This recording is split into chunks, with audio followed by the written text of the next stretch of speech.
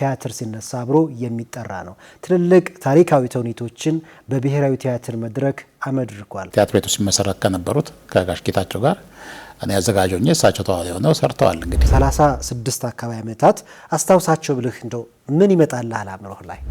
የኔን እድሜ ያክል ያገለገለ ሰው በግራ ግባ በቀኝ ግባ ወይ ደግሞ በዚህ ጋር ወጣ እዚህ ጋር ተቀመጥ ማለት ሁሉ ሊኖርብኝ ነው። የቄስ ትምህርት ተምርሃል፣ ፊደል ቆጥረሃል። የመጀመሪያው ስራዬ እርጎ ማርያ ይባላል።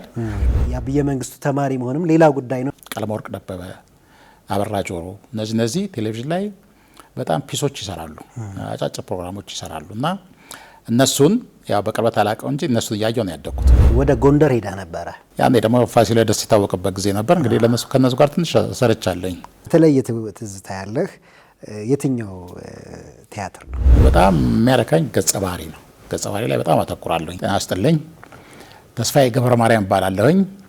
የቲያትር አዘጋጅ ነኝ። ቅዳሜ በ10 ሰዓት አሚኮ አዲስ ጨዋታ ላይ እንግዳ ነኝ። እዛ ላይ ተገናኝተን ብዙ ነገር እናወራለን። ጠብቃቸዋለሁ። አመሰግናለሁ።